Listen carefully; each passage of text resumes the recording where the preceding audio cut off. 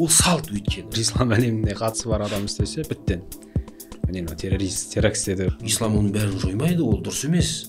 Мамандыққа деген сұраныс бар. Мен қазір сары, қызыл, жасыл, көк. Деструктивті діни ағымдармен күресу. Бітірмей жатып хаттар келеді. Сафа мен Марвада жүгіріп жүретін.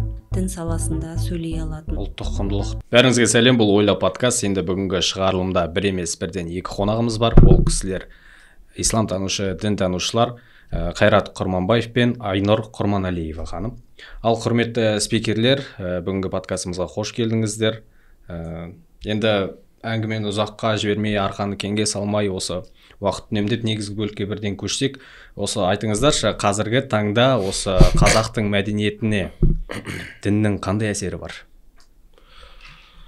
Бірінші кезекте біз тарихқа көз жүгіртуіміз керек. Жалпы мына Мауараннахар, Дешті Қыпшақ даласына арысы 11-12 ғасыр, берісі 7-8 ғасыр исламның келуі, яғни бір датамен біз исламның келуін шектей алмаймыз. Енді біз неге бірден дін дегенде исламды қозғадық? Ислам дінінің қазақтың салт санасына, салт дәстүріне әсері, ықпалы өте орасан зор болды. Оны біз қазір баяндап өтеміз. Исламға дейінгі наным сенімдер, діндердің де өзіндік бір ықпалы әсері болған шығар. Бірақ ислам дінінің келуіменен көп дүниелер менің ойымша ығыстырылды. Енді оны адамның күнделікті өмірінде де, мысалға баланың дүниеге шырылдап келуінен бастап ат қоюынан жерлеу, ас беру рәсімдері көп мына біздің қазақ мәдениетінде ерекше орны бар дүниелерден біз исламның элементтерінің басымдығын көреміз. Енді дүниеге бала келгеннен бастап жерленгенге дейінгі адам өмірінде орын алатын кейбір салт дәстүрлер, мысалы қазақ мәдениетінде орны бар басым бөлігі немесе көпшілігі ислам дінімен астасады. Мысалға енді ол діннің өзіндік табиғаты бар. Жалпы мына діннің мәдениеттерге, халыққа, халық мәдениетіне осындай бір әсері, өзінің табиғаты сондай діннің. Бірінші үлкен функциясы да осы. Және біздің өзіміздің қазіргі таңдағы мәдениет сөзінің өзін қайдан келді? Мәдениет сөзі. Сөздің төркіні ол араб ислам өркениетімен байланысып жатыр. Араб тілімен. Ислам өркениетінде араб тілінің орны ерекше. Сол секілді кітап, қалам деген сөздердің өзі түп төркіні. Адам деген сөздің өзі осы исламмен араб ислам өркениетімен байланыстылығы бар, оны жоққа шығара алмаймыз. Сондықтан сұрақ жалпы діннің қазақ мәдениетіне ықпалы де осы, сондықтан оны жоққа шығара алмаймыз. Қанша біз исламға қарсы келетін топтар болсын, тұлғалар болсын, оны біз күнделікті өмірден де, тарихи жадымыздан да біз анық көреміз, оқимыз. Исламның бірінші кезекте дін ретінде қазақ мәдениетіне несі үлкен ықпалы болды. Енді екеуінде дамуында бір тепе-тең дейді ғой, қос өзен сияқты бірге келе жатыр да, ілесіп. Енді исламнан бөлек бізде енді зайырлы мемлекет болған соң көптеген діндер бар да бізде, мысалы. Енді қазір айта кетейін, баршамызға белгілі, осы 70 жыл бойы бізде қызыл үкімет, яғни КСРО болған заманда көбіне атеизм, яғни дінімізге шектеулер болды бірталай. Сосын тәуелсіздік алғаннан кейін енді көбіне жаңалықтардан да білеміз, сол тарихта да қалған, мына кейбір діннің басқаша ағымдары қаптай бастады біздің елде. Мысалы секталар деген болды, оны бертін келе 2000 жылдардан бері қарай да күресіп те келді ғой біраз жыл. Олардың қандай әсері болды енді қазіргі таңда? Ондай проблема бар ма бізде? Негізі дін деген өте күрделі құбылыстардың бірі болып есептеледі, иә. Себебі дін ол адамның ішкі жан дүниесімен тікелей байланысты феномен. Жалпы қазіргі кезде дін мен мәдениетті былайша қараған кезде бөліп қарастырудың мүлдем қажеті жоқ. Дінді мәдениет феномен ретінде деп қарастырған жөн.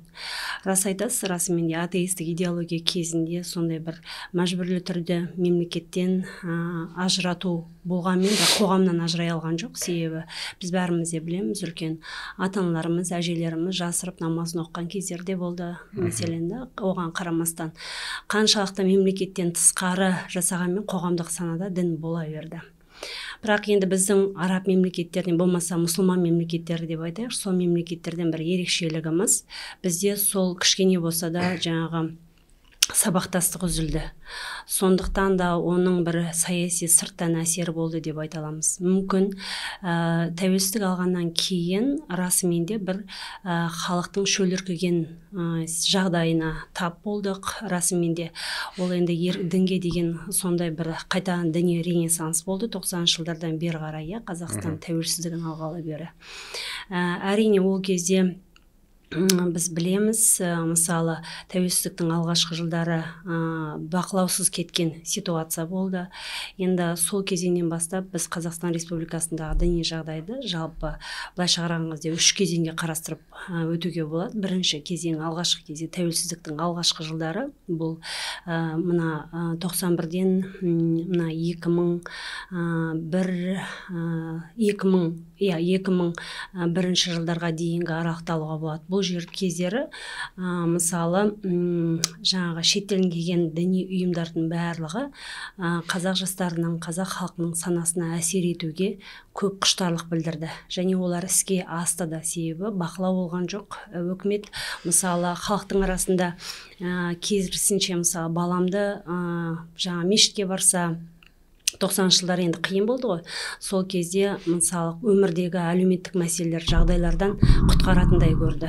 Мысалы балам мешітке барса, немесе имамның алдын көрсе, арақтан, төбелестен сырт жүреді деген оймен керісінше оны қолдады, жастардың барған нәрсесін. Сосын кейіннен келе ол секта деген ұғымдар пайда бола бастады. Одан кейін тағы да мысалы елде жаңа христиандық, неохристиандық бағытта көп ағымдар пайда болды. Олар біздің қазақ жастарын алып кетіп жатты. Дәл осы кезде өкіметтің тарапынан бақылауға алуды жөн көріп, бізде 2006 жылы алғаш рет осы Қазақстан Республикасында дін істері комитеті құрыла бастады. Бертін келе сол уақыттан 2001-ден 2011 жылға дейін, жаңа заң қабылданғанға дейін осы бір дін саласындағы ситуацияны реттестіруге талпынған сол бір екінші кезеңі деп айтуымызға болады. Одан кейінгі кезең енді 2011 жылдағы діни қызмет және діни бірлестіктер туралы заң қабылданды. Содан бері тіптен біздегі діни бірлестіктер қайта тіркеуден өте бастады. Осындай бір үлкен белестерден өткен осы 30 жылдықтың ішінде осындай бір үлкен үш кезеңдерді атап өтуге болады. Әрине жаңа діни ағымдардың жастарға деген әсері өте көп болды деп айта аламыз. Себебі сол уақытта білместікпен кеткен жастар қайтадан кері орала алған жоқ. Ол діннің әсерінде қазір біраз уақыттан кейін тарқата айта жатармыз. Ол өте қиын дүние. Сондықтан осы отырған мысалы жиналған тыңдаушылардың арасында біз спикерлер ретінде айтарларымыз, кетіп қалған адамды қайтарғаннан кетірмей алдын ала алған жағдайлар өте дұрыс болады.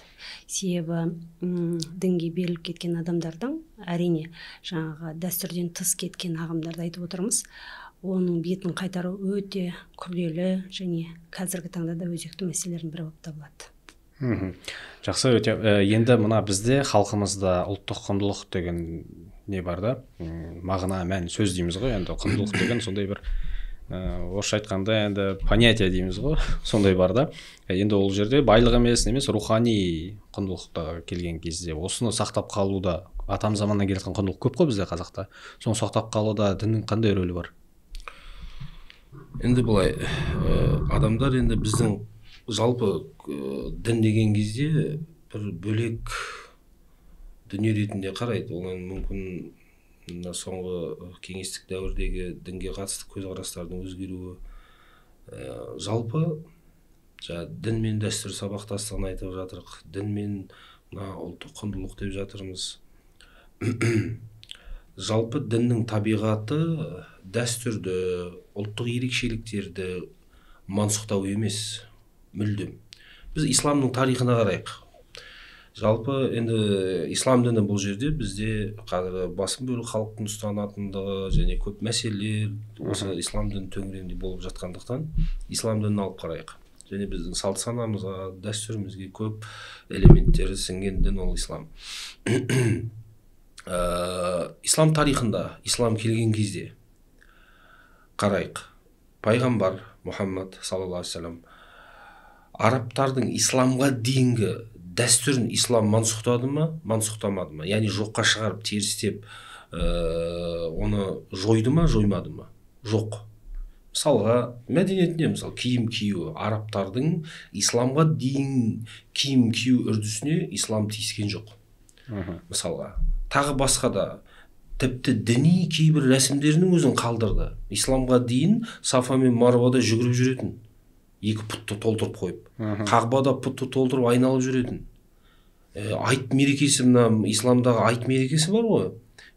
Ол да тойланып жатқан исламға дейін. Бірақ не істеді ислам? Оны жойған жоқ. Ол салт өйткені. Адамдардың тіпті наным сеніміне, күнделікті өміріне сіңіп қалған салттарды ислам жойған жоқ. Ислам былайша айтқанда корректировка жасады. Көрдіңіз ба? Киімді қарады, исламның талаптарына сай, бірақ кейбір дүниелер болса реттеді. Мысалға, өзге дін өкілдеріне ұқсайтындай элементтер болса, немесе тәкаппарлық апаратын киім үлгілері болса, оларды белгілі бір деңгейде шектеді болды. Дін оның киімнің түсіне, жаңағыдай ұзындығы, қысқалығына дін араласпайды негізінде. Оны реттейтін салт, дәстүр, ғұрып, адамдардың ғұрпында қалыптасып қалған нәрсе реттейді. Киімнің үлгісін ғұрып реттейді, дін реттемейді. Дін әуретіңді жап дейді, болды. Араласпайды. Араласты ма, онда хақ дін емес ол. Ғұрыпта қалыптасып қалған нәрсеге дін, Құранда аят бар, уәмур бил урф дейді. Ғұрыпқа сай бұйыр дейді. Ислам құқығы 5 қағидаға негізделсе, соның біреуі әл-урфу мухаккама дейді. Ғұрып үкім шығаратын негізгі құрал деген мағынада қағида бар, формула. Яғни дін адамның өміріне келгеннен кейін, адамның өмірін реттеу үшін келгеннен кейін, адамның өмірі ғұрпында қалыптасып қалған әдеттер болады, салттар болады. Ислам оның бәрін жоймайды, ол дұрыс емес. Оның ұлттық құндылықтар болады. Өйткені Алла өзі солай жараттым деп тұр Құранда. Халықтарға, руларға, оны халыққа, ұлтқа, руға бөлген кезде әр рудың, ұлттың, халықтың ерекшелігі болады, дәстүрі болады. Демек, біз оны жоятын болсақ, Алланың заңдылығына қарсы шығамыз. Өзі солай жаратып тұр өйткені. Ұлт қылатын оның ұлттық құндылықтары, ерекшеліктері. Сондықтан дін жоймайды. Тіпті діни ғұрыптарды да жойып тұрған жоқ қой, әлі күнге дейін сақталып тұр. Қажылық қараңызды, қажылық рәсімдерінің үлкен негіздерінің бірі Сафа мен Марва. Пұтқа табын кезіндегі мүшіріктер сол жерде 2 пұтты қойып жүгіріп жүрді, мысалы. Алтта оны қазіргі логика болса, алып оны экскаватормен асырып тастайды ол тауларды, Сафа мен Марва. Жоқ, пайғамбар пұтты алып тастады болды. Бірақ ана пұтты алған жоқ ол бірінші. Мына жердегі пұтты алды. Білесіз ба? Қағбада пұттар толып тұрғанда да барып тауап жасап жүрді. Оның ішіндегі пұтты сындыру пайда бермейді, өйткені мына жердегі пұт сынбайынша. Пайғамбар санада революция жасады бірінші. Бірақ қалай жасады? Ғұрып, салт тиіскен жоқ. Өйткені мынадай бір сенімді, біз енді Бұхари, Муслим деп айтамыз ғой, сенімді қайнар көздерде мынадай бір хадис бар. Пайғамбар Қағба бар ғой біздің қасиетті тұтатын мұсылман әлемінің. Қағбаны бұзғысы келеді. Бар. Айша анамыз айтады, сенің қауымыңның исламға енді келгендігі болмағанда, Құрайш енді исламға келіп жатты ғой. Олар жаңа исламға келіп жатты. Әлі дұрыс дінді түсініп тұрған жоқ. Осындай жағдай болмағанда мен мына Қағбаны бұзып Ибраһимнің негізінде салар едім дейді. 2 есік салар едім. Қазір білесіз ғой, 2 есік салып, жаңағы мына жердегі осындай бір нені фундамент тұр Қағбаны. Соны толық Қағбаға қосып, бұрын солай салынған. пайғамбарлық келмей тұрып Құрайш тұрғызған кезде адал ақшалар жетпей Қағба толық тұрғызылмай қалған. Соны айтады, мен қараңыз, Құрайштың әлі дұрыс діни түсінігі қалыптаспаған, сондай жағдай болмағанда бұны бұзып қайта тұрғызар едім Ибраһимнің негізінде дейді. Енді бұл жерден қараңыз, пайғамбар қоғамды ескерді, қоғамдағы діни түсінікті, салтты ескерді. Не? Қоғамда бүлік шығып кетуі мүмкін. Яғни Мұхаммад қағбаны бұзып жатыр деп шу шығарады. Тиіскенше қалаған нәрсесін орындаған жоқ. Мақсат не? Қоғамдағы жағдайды ескерді. Қоғамдағы қалыптасып қалған діни сана, діни түсінік, салттың барлығын ескеріп әрекет етті. Сондықтан дін табиғатында ұлттық құндылықтарды, салт дәстүрлерді жоймайды. Ол мен маман ретінде айтамын, бірнеше жыл дінді зерттеген маман ретінде, жойған емес тарихта да. Егер ол діннің негіздеріне, шариғаттың негіздеріне қайшы келмесе болды. Ол болу керек, өйткені қаншама қағида ереже, Құранда 30-дан астам жерде ғұрыпты айтады. Мысалға, сенің күнделікті қарым-қатынаста ғұрыпқа негізделеді, шариғат ғұрыпқа тастайды. Мысалға, мәһірдің мөлшері бола ма, нәпақа табудың мөлшері, мысалға ажырасқаннан кейін де ислам белгілі бір деңгейде нәпақасын қарайды. Оны немен несесің, оны немен өлшейсің? Шариғат ғұрыпқа сай береді оны, мысалға. Тағы басқа. Сондықтан ұлттық құндылықтарды, жалпы белгілі бір халықтың салт санасында қалыптасқан дүниені дін еш уақытта жойған емес, жоймайды да. Діннің өміршеңділігі осы жерде. Қашан радикалданады? Міне осы жерде радикалдылықтың белгілері шығады. Біз діннің өміршеңдігіне, бұның мына халықтың салт санасымен астасып, бірге біте қайнасатындай ерекшелігін жойсақ, радикалдылықтың көріністері пайда болады. Дін неге жоймайды? Өйткені дін, қараңызшы, айтты ғой жаңа, дін сенің әуретіңді жап дейді, болды, ары қарай ғұрып рет дейді. Мысалға, мынаны 100 жыл бұрын ислам сахаба түгілі бабамыз киген жоқ қой мына киімді. Солай ма? Бұны қазіргі ғұрыпқа сай киініп отыр. Ғұрып ол профессия реттейді, оны қалтаң реттейді.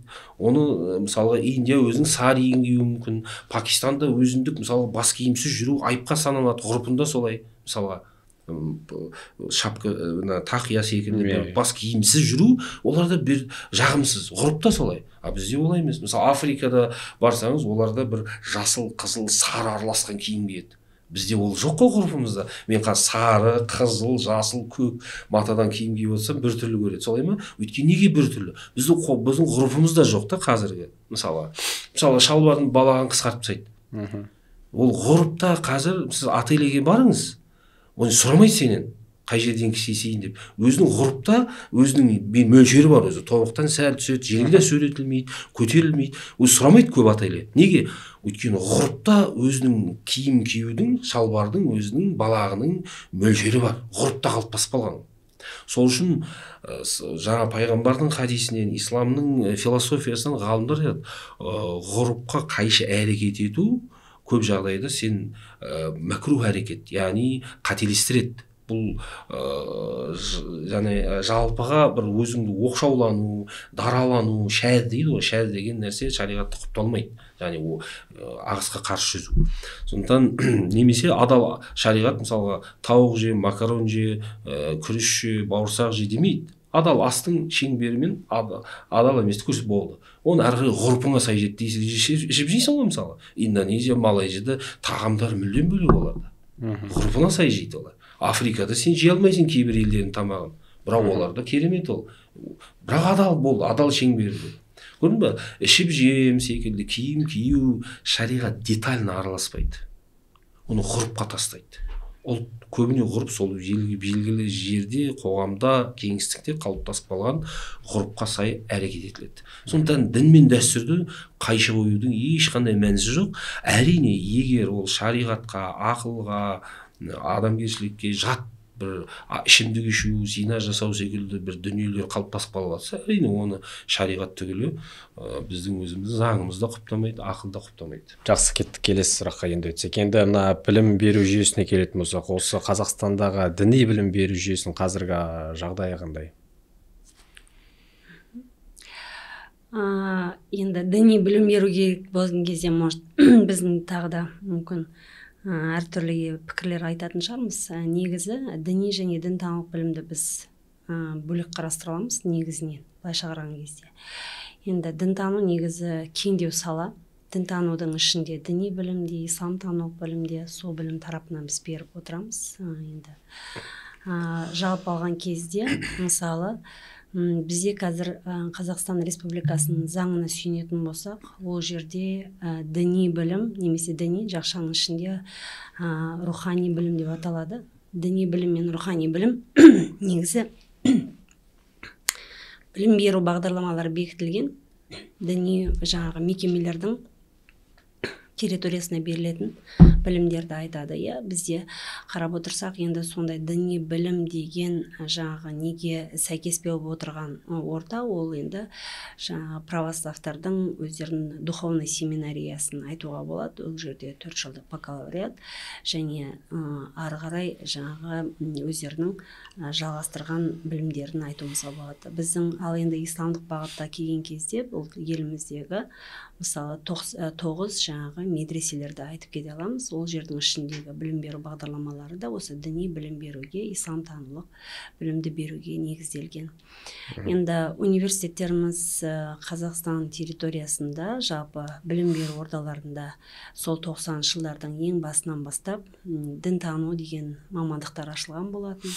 Енді ол мамандықтардың да ең басты көздеген мақсаты дін саласында сөйлей алатын, болмаса қоғамдағы дінтанулық институттардың жаңағы өмір сүруін, олардың атқаратын функцияларын бере алатындай мамандарды дайындау керек болған. Және осы ретте енді Әл-Фараби атындағы Қазақ ұлттық университеті, Нұр Мүбарак Египет Ислам мәдениет университеті, Қожа Ахмет Яссауи атындағы халықаралық қазақ-түрік университеттері ең алғашқылардың бірі болып бұл маман дайындауды іске қосқан болатын. Енді расымен де қазіргі кезде мамандардың барлығы кезген салаларда мемлекеттік қызметтен енді жаңағы дін саласындардағы Қазақстан мұсылмандар діни басқармасының ішінде де бірқатар жаңағы түлектеріміздің барлығы жұмыстарын атқарып, қызметтерін жалғастырып жатыр деп айтуымызға болады. Енді бұл да енді біздің осы қаншалықты енді алғашқы кезге келетін болсақ, 90 жылдары негізі осы дін тану бағытына бөлінген гранттардың саны 6-ақ болған. Кейіннен келе қазіргі жылы осы 2017-18 бекен сол жылдары өте 300-ге жоқтай гранттар бөлінді, 330 бекен. Биылғы 2023 жылы. Биыл 2023 жылы 270 қой дейме? 23-те 200 грант бөлінді ол. 200 грант. Религия теология бойынша.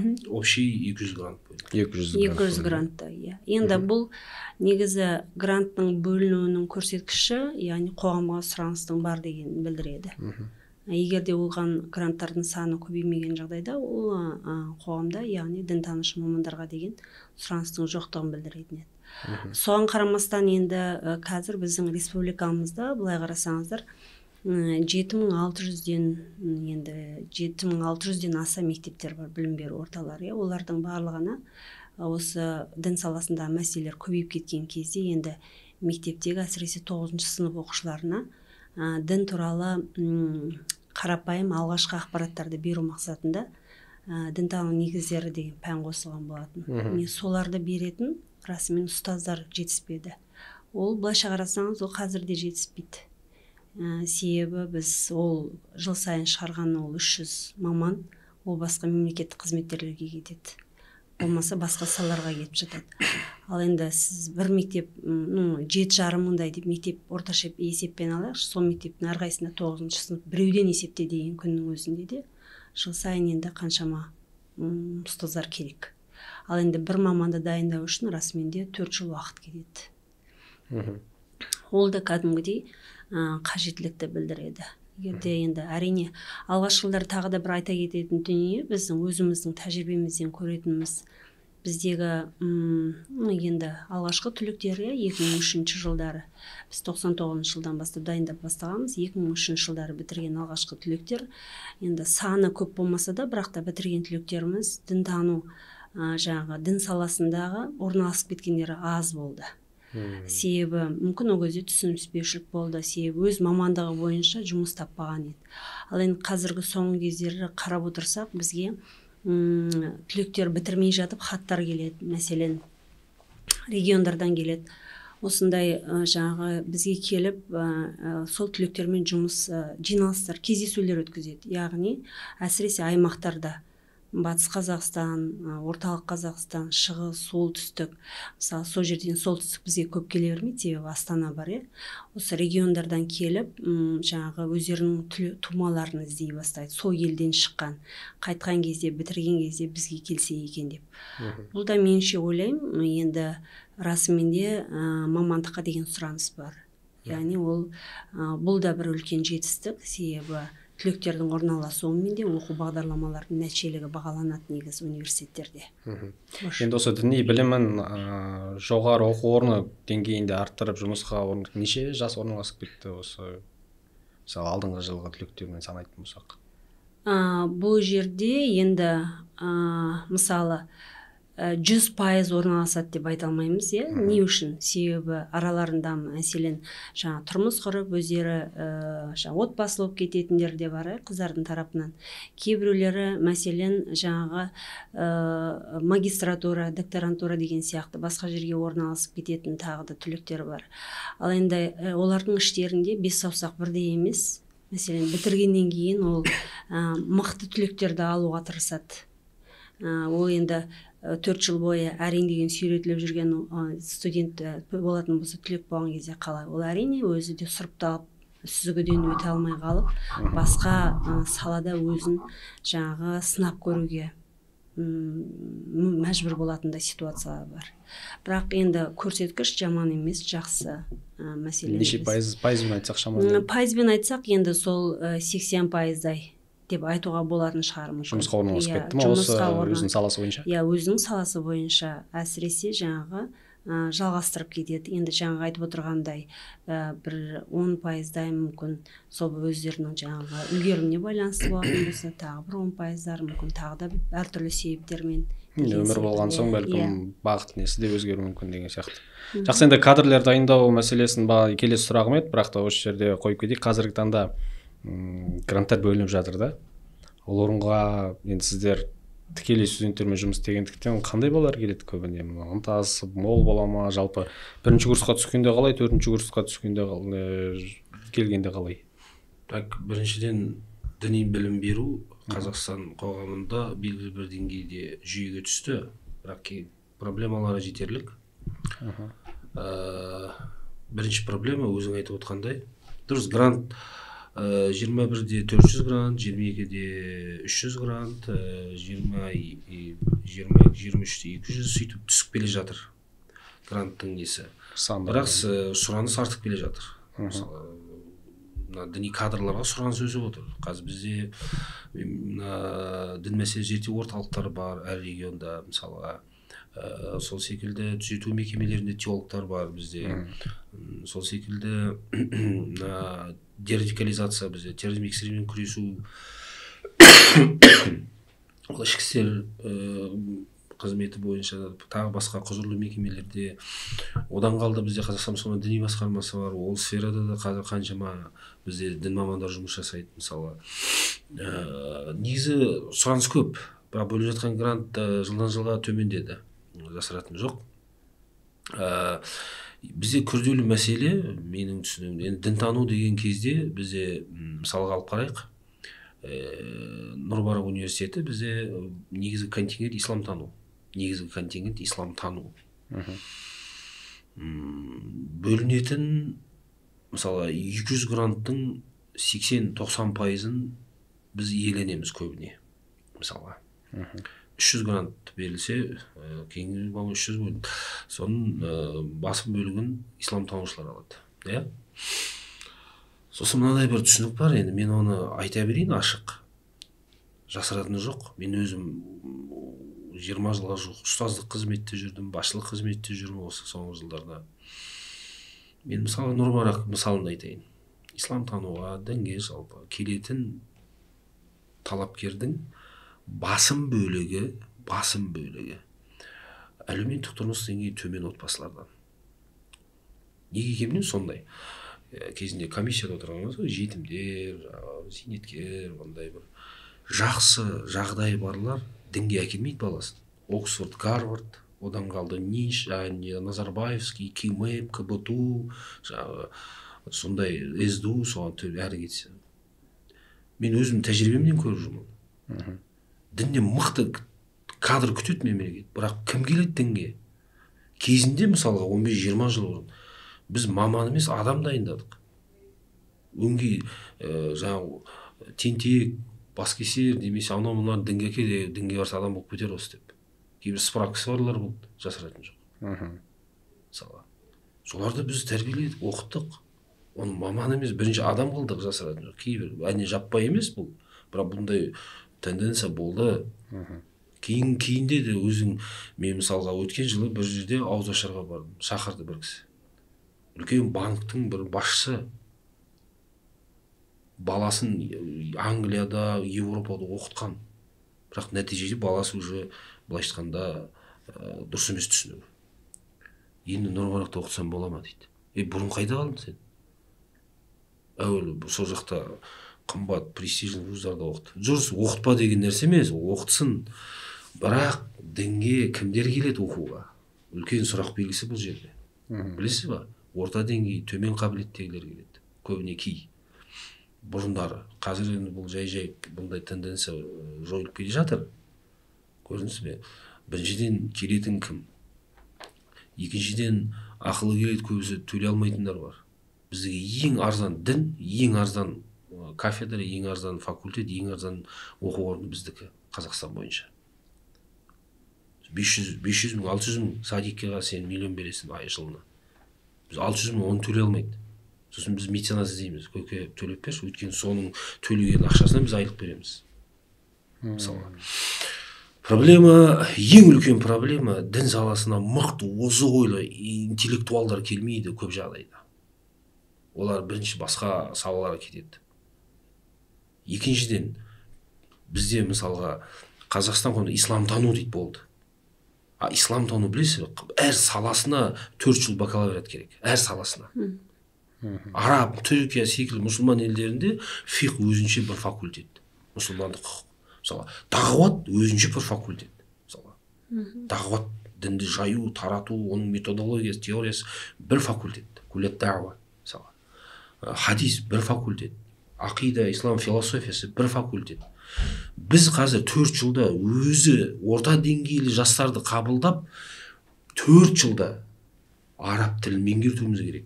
Исламның құқық негіздерін, хадис негіздерін, Құран ілімдерін, фиқ негіздерін, тәпсір, орыс тілі, қазақ тілі, общеобразовательный пәндер, ол зайырлы болу керек. Біз универсальный солдат шығармаймыз ғой біздегі. Мемлекет қазір дін адамнан бәрін күтеді да, ол андай болу керек, мұндай. Неге ол? Неге дін адамы сондай болу керек? Басқа неге ондай болмау керек? Неге басқа сала маманы дінді үйренбеу керек? Кіргізсін, қазір мысалы әлеуметтану, мәдениеттану, психология, тағы бір пән, мысалға 8 кредит беріп, жаңағы неге міндетті қылып қойды, бүкіл вуз оқиды ол. Дінді неге кіргізбеске? Мысалға, дін тануды кіргізсін сол жерге. Дұрыс, діндің мәдениет, өркениет, ғылым, білім деген қырын қарап атқан жоқ. Дін деген кезде қазір терроризм, экстремизм, радикализм шектеп тастадық. Дін бүкіл адамзат тарихындағы бүкіл өркениеттің өзегі дін ғой, дұрыс бұрысты негізінде. Біз ол жағын көре алмаймыз. Біз қазіргі исламофобия өршіп тұрған қоғамда радикализм, экстремизм, терроризм сонымен ғана өлшеп тастадық, бітті. Дін дегенде сол оралады көп бізге. Қазір бізге де дін тануға барса, бірден сол терроризмге қарсы күресетін маман керек. Жоқ, олай емес. Олай емес негізінде. Оны дұрыстауымыз керек бұл түсінікті. Сондықтан білім беру жүйесінде көрдіңіз бе, бізде 4 жылда біз ислам танушы маманнан талап етпейтін саламыз жоқ қой. Ол тіл білу керек, ол психологияны білу керек, ол социологияны, ол конфликтологияны, діни конфликтология шешу керек, ол дердикализацияны білу керек. Білмесе, олар сапасы жоқ. Ол исламның бүкіл іргелі ілімдерін білу керек. ол 4 жылда ол өзі жаңағыда айтқан жас қаяқтан біледі оның бәрін. Ол қиын ғой, мүмкін еще бірінші жыл общеобразовательный пәндер 80% пән экология, жаңағы орыс тілі, тарих, сонымен өтеді. Мектепте оқып келді ғой тарихты қанша жыл. Енді әкеліп тағы да оның маман, мына ислам танымай, енді исламды үйретейік соған 4 жыл бойы. Оны келген кезде соның негіздерін үйретейік. Оған біз тарихты қайтадан оқытамыз, қазақ тілін оқытамыз, орыс тілін оқытамыз оған, ағылшын тілін оқытамыз оған, жақсы. Бірақ реально өмірге қарасақ басқаша негізі дұрыстау керек. Ол біріншіден жүйеде.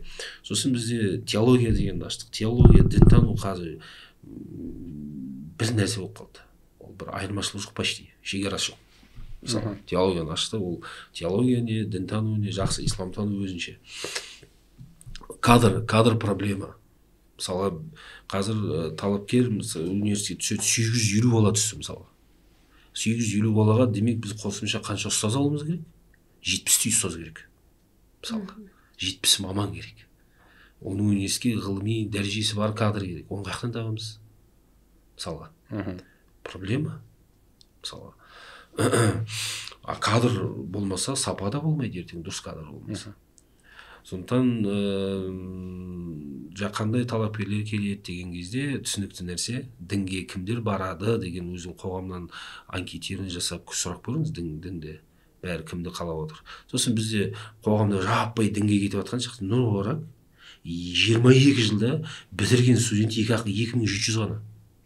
20 миллион халықтың 0,001% ғана бітірді нұр баракты.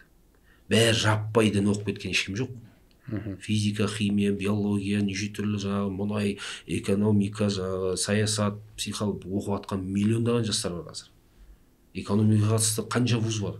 Елімізде жалғыз вуз ғой нұр барак. Соның өзі 2000 студенті бар болды. Қаншама казгуде, қаншама факультетте, қаншама жастар оқып жатыр. Как будто қоғам бізде әлеуметтік желі бәрі діндар болып кеткен, бәрі дін оқып кеткен секілді. Бұлар завод салмайды. Завод салатындар оқып жатыр. Қаншама 100-ге жуық вуз бар. Қанша саласы бар оның. Мысалы, арнайы вуздар бар, технический жаңағы. Казгаса секілді архитектурный вуздар бар. Салсын солар. Дін маманына неге завод сұрайсың сен? Дін маманы ол руханиятпен, діннің проблемасы айналысады, ол керек, ол да қоғамның бөлшегі ол да руханияттың.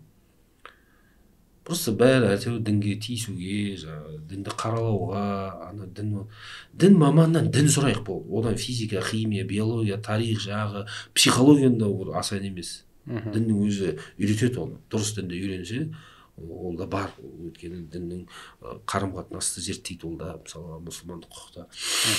Но оқытамыз. Өйткені қоғаммен жұмыс жасайды, оқытамыз. Бірақ оны сол саланың білгірі ретінде содан талап етпеу керек одан. Одан да дін маманының бәрін сұрағанша басқа саладағыларға дінге қосып қойық та болды. Сонда мәселе бір жақты шешіледі. Жаңа мамандарға байланысты, расымен де жаңа дұрысын пікірлер айтылды негізі. Бізде расымен де дінтанушыларға қойылатын талаптар жоғары болғанмен, көбінесе сұрап келеді, әйтеуір қоғамда бір проблема пайда болған кезде дінтанушыларды іздей бастайды. Негізінен көп жағдайда мысалы дін саласында сөз айтып жүрген адамдардың көбінесе дінтанулық бағытта білімдері де болмай жатады, бірақ соған қарамастан дін туралы еркінсіп әңгіме айтатындар көпті. Сол кезде бізден талай ұсыныстар білдірдік. Негізінен жаңағы 78 сағаттық болмаса 144 сағаттық біліктілікті жетілдіру курстарынан өткеннен гөрі мысалы профильдік магистратура деген болады, бейіндік магистратура. Бұл енді 4 жыл бакалавриаттан кейін егерде тағы да дін саласында тереңдеткісі келетін болса, өзі өндірісте жүріп, солайда жұмыс ары қарай білімін жетілдіруге болады. Мәселен, ол бір қысқа мерзімді біліктілікті жетілдіру болмауы керек деп ойлаймын.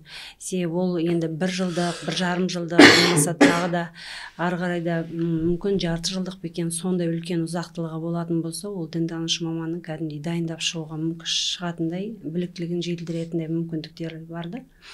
Және де тағы да бір жаңағы айтылып кеткен Қайрат мырзаның айтқан пікіріне мен де қосыламын. Расымен де ол көбінесе жастар анда кетіп жатыр, болмаса жаңа діни ағымдардың жетегінде кетіп жатыр дегенде оның шешімінің де жолдары бар. Ол расымен де дінтану деген пәнді ол жаңағы жоғары оқу орындарындағы міндетті пәндердің қатарына енгізу керек. Сол кезде ол енді қайсы діннің оң екен, болмаса бұрысы қандай екен, теріс бағытқа кеткен кезде оның артында салдары қандай болатындығы екен бағалай алатын деңгейге жете алады. Енді толықтай сол саланың маманы болып кетпесе де. Ал енді әдебиеттерге келетін болсақ, алғашқы кездері әдебиеттерде бақылаусыз бірнеше шеттен келген әдебиеттер әсіресе кең таралымға еніп кетті деп айтуға болады. Енді 2011 жылдағы заң қабылданғаннан кейін заңда міндетті түрде пункті бар, ол дінтанылық экспертиза деп аталады. Сондықтан көптеген дін саласында жазылған еңбектердің барлығы дін істері комитеті тарапынан сарапталып, эксперттердің жаңағы сүзгісінен өтетін негізінен. Содан кейін барып кейін көпшіліктің қолданысына кететін болады.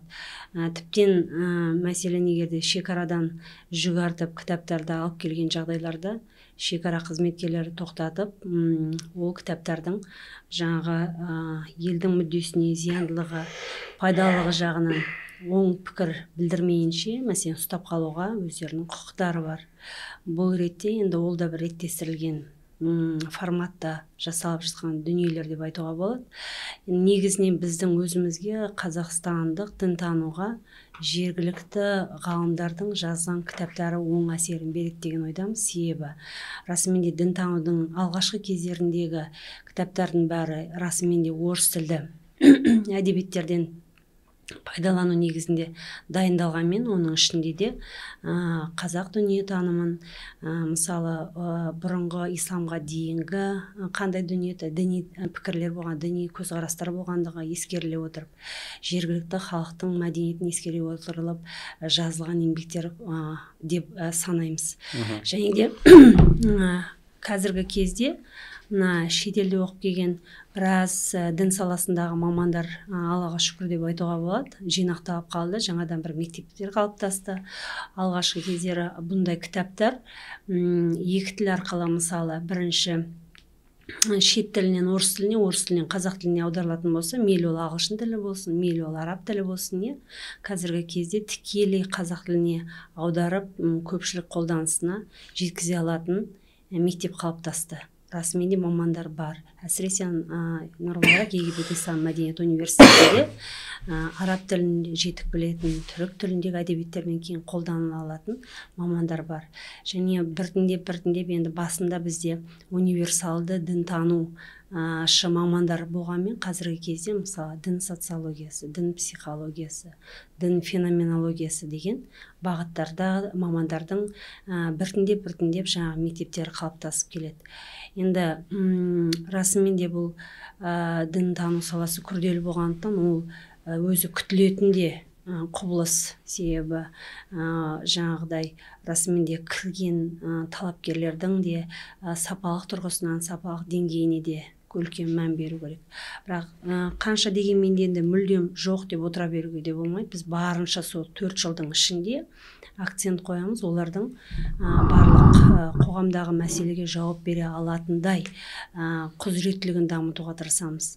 Мәселен, бізде көбінесе Алматы қаласы дін істері басқармасымен, тағы да басқа осы дін істері басқалармен жұмыс жасаған кезде олар айтады, қандай мамандар сізге керек деген кезде, мәселен, біз көбінесе жаңағы ислам тану бағыты, ислам діндері бойынша студенттердің арасында танымал болғанмен, алдында ғана бір жиналыста мысалы христиандық бағыттағы мамандар қажет екендігі туралы айтылды. Себебі келген кезде қарапайым ғана олардың діни лауазымдарды дұрыс айту, қоғамда оны сөз берген кезде де дұрыс таныстыра білу деген сияқты. Сондай бір қараған кезде қарапайым ғана құзыреттіліктер сияқты, бірақ оны ескеруге тура келетіндей дүние бар.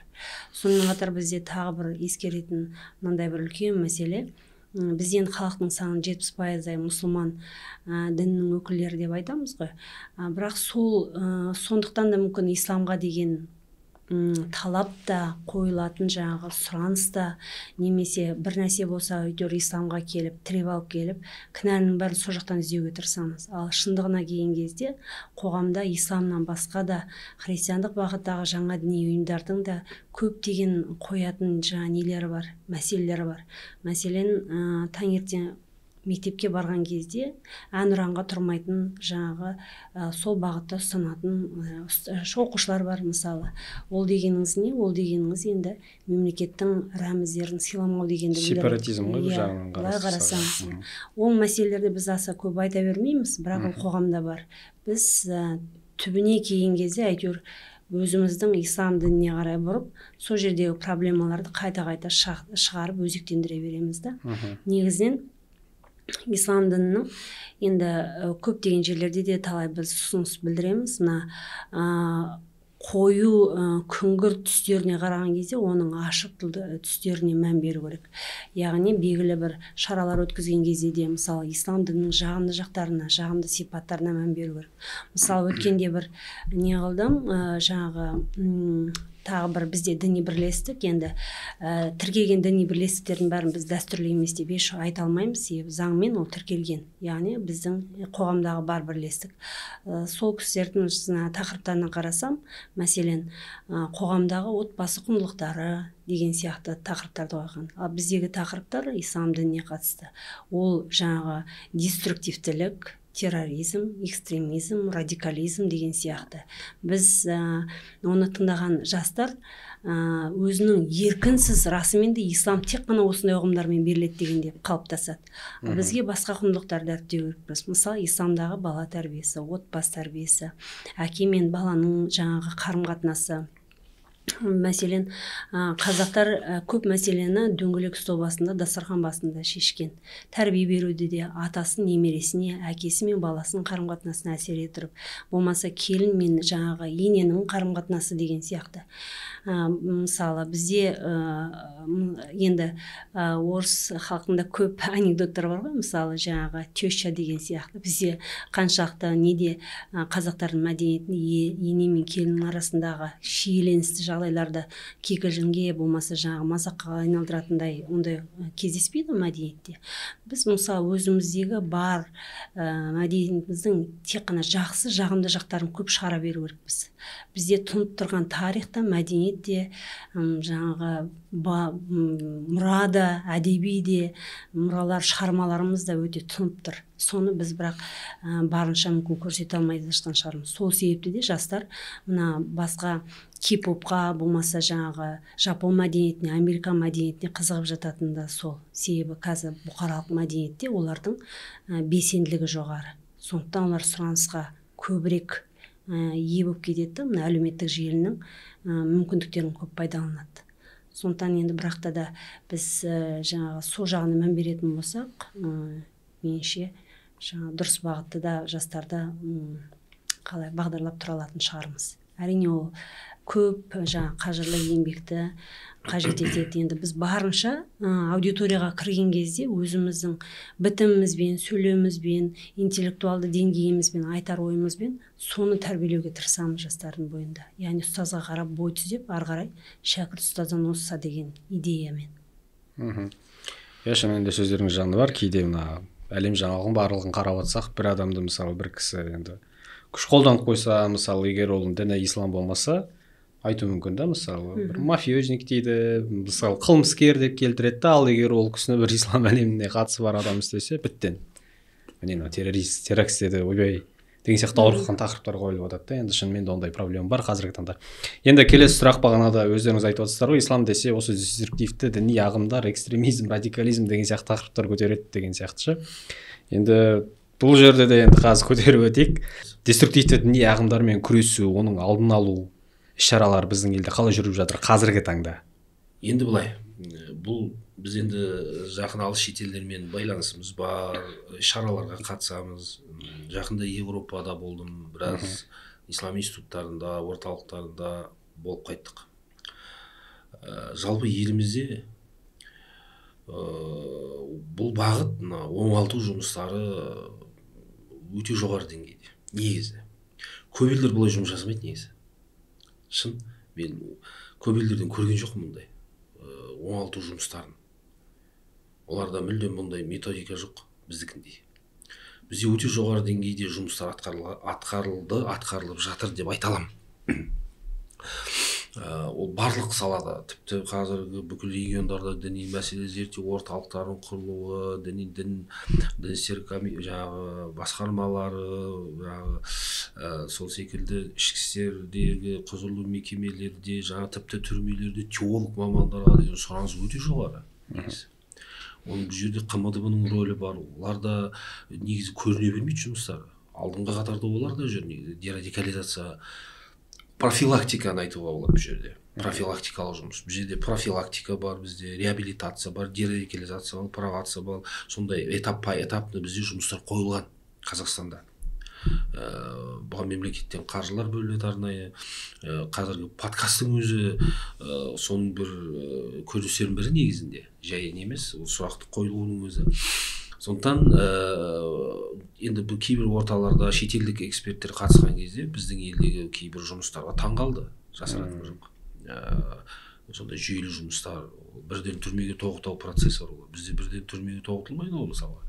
Бізде профилактика бүкіл мына студенті бар, баласы бар, жасы бар, кәрісі бар, зейнеткері бар, бәріне профилактикалық жұмыстар жүргізіледі. Алдын алу шаралары, мысалы, оңалту шаралары, содан кейін бар уже дерадикализация мысалға. Сондықтан елімізде енді біз бұл жерде бір мақтау үшін, әсірелеу үшін емес, қалай бар солай айтатын болсақ, көп елдермен салыстырғанда елімізде бұл бағытта өте үлкен жұмыстар атқарылып жатыр. Бұл жаңағы мысалға Ислам университеті, Нұр-Барак мысалға, бұл аналогы жоқ. Орта Азияда емес, тіпті СНГ-да аналогы жоқ. Мысалға, ол Алматының төрінде бұндай университет ашып, гранттар беріліп, бакалавриат, магистратура, докторантура деңгейінде оқытылу. Мысалға, Ресейді алып қараңыз. Бізде біздің артықшылық, мысалға, ғылым және жоғары білім министрлігінде бізде классификаторға кірген мамандық бар исламтану. Мысалға, көп елдерде бұл да жоқ. Мысалы, исламтануда бізде 12 жылдан бері, 10 жылдан бері бізде бұл мамандық ретінде мойындалған, грант бөлінеді мысалға. Тіпті біздің медресе колледжде 5 медресе колледжге грант беріледі мысалға. Кәдімгі колледж статусын алған медреселерге. Сондықтан мемлекеттің бұл дін саласына көңіл бөлуі. Мақсат бірақ сол біздің айтатын баяғы дерадикализация, жаңағы радикалдан алдын алу үшін дін мамандарын жетілдіру, білікті мамандар шығару, көрдіңіз бе?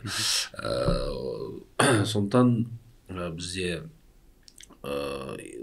дін саласында дерадикализация бағытында жүйелі жұмыстар атқарылып келе жатыр мен айта аламын. Жақсы, Жусан операциясымен елге қайтарылғандармен оңалту жұмыстары жүргізілді ғой енді. Қазірде әлде жалғасып жатқаны бар ма, әлде толықтай осы оңалды ма олар? Енді оңалту жұмыстары оларға жан-жақты кешенді жұмыстар жүргізілді. Психолог мамандармен, социолог мамандармен, олар жаңағы қоғамға әлеуметтендіру, жаңағы қоғамға бейімдендіру секілді өте көп. Олардың балалармен арнайы жұмыстар, біздің психолог көп жұмыстар атқарды негізінде. Діни тұрғыдан да бірақ нәтиже болды. Өз көзімізбен көрдік нәтижелерін, қоғамға өкінгендері қаншама, тіпті біздің осы діни оқу орындарына келіп дұрыс дінді үйреніп жатқандар да бар. Мысалға сол қыз келіншектері кейбіреулері мысалға олар даже осындай эфирлерге шығып өздерінің қателескендіктерін мемлекетке, осы біздің қоғамға осындай жатқа қалдырмай алып келіп, үйретіп, дұрыс бағытқа, яғни әкеліп қоя салған жоқ. Оларды қоғамға әлеуметтендіріп, жаңағыдай мүмкіндіктер берілді. Ол нәтижесін берді. Әрине, кез келген салада барлық жағдайда 100% болмауы мүмкін. Бірақ мемлекет бұларды жіті қадағалап, олардың осы дұрыс қоғамға бейімделіп, дұрыс діни түсінік қалыптасуына жағдай жасалды. Жақсы. Ал біздің қазақ жерінде, Қазақстан Республикасында қандай діни ағым дұрыс деструктивті деп саналған, негізі өзінің де бір не ғой ол жерде санау үшін де кәдімгі белгілерін анықтау керек, кәдімгі растау керек деген сияқты. Енді кез келген діни бірлестіктердің деструктивті деп табылуы, біріншіден деструктивті деген ұғым бізде заңда жоқ негізінен, иә. Бірақ та заңның шешімімен бізде тыйым салынған бірлестіктер бар. Ол біздің министрліктің сайтында бар. Қай кезде, қай заңның шешімімен ол ұйымға жаңағы тыйым салынғандығы жөнінде. Ал енді қазіргі кезде Қазақстан Республикасында заңға сәйкес тіркелген 18 конфессия бар. Енді 18 конфессияның барлықтарын біз кейбір кезде мысалы дәстүрден тыс, дәстүрлі емес деп оларда айта алмаймыз. Айтқан жағдайларда мысалы бізде де тәжірибеде болды. Мысалы ондай бір ситуациялар болған кезде негізгі былайша қараған кезде Қазақстан мұсылмандары діни басқармасымен салыстырған кезде ол бірлестіктердің заңгерлері, қалай деп айтсақ екен, заңгерлері халықаралық құжаттарға негізделе отырып өздерінің құқықтарын ашық айтып, және көп жағдайда жаңағы сотқа жүгініп жататын жағдайлары және жеңіске жетіп жататын жағдайлары болады. Сондықтан осы ұғымдарды пайдаланған кезде де біз кішкене болса да солай бір жаңағы байыппен заңға сәйкес сөйлеуге тырысу керекпіз. Енді заңның преамбуласында айтылған, әрине жаңағы Ханафи мазхабының қазақ мәдениетінің тарихи қалыптасуында ислам дінінің Ханафи мазхабы мен православие, христиандықтағы православияның маңыздылығы жаңағы бар дегенде. Бірақ соны ескере отырып қалған діни бірлестіктердің дәстүрлі емес екенді емес деп ол айтуға негіз заңды тұрғыда негіз жоқ.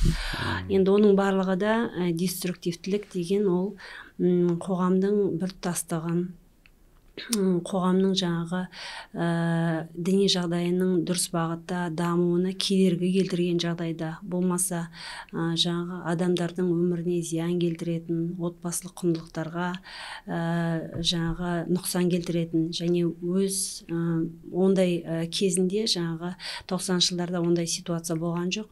Талай дінге беріліп кеткен, ұйымдарға беріліп кеткен адамдар өзінің мал мүлкін жаңағы өзінің үйлерінен тәрк етіп, жалпы сол ұйымның жаңа қоржынына салып жүрген ситуациялар болған. Енді қазіргі заң кезінде олай көрсетіледі.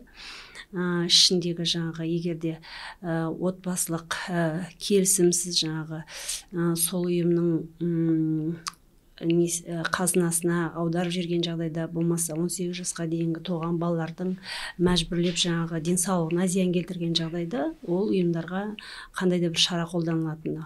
Бірақ міндетті түрде осындай жаңағы заңға қарсы жағдайларға әкеліп жатыр деген шағым түскен жағдайда ғана оларға деген шара қолданып, заң аясында жаңағы қандай да бір шара қолданып жазаланып жатады. Әрине біз зайырлы мемлекет ретінде және құқықтық мемлекет ретінде толық еліміздегі белгіленген заңдардың негізінде шеңберінде қызмет ету керекпіз. Сол себепті де енді жаңағы былайша қараған кезде енді біз бұған дейінде жаңағы радикализацияға қарсы шараларға бүгінгі күнде біз аспаннан сабырап келе салған жоқпыз. Бағана ең алғашқы кездегі сұрағыңа жауап кезінде айтқанымдағыдай, негізі сол 2006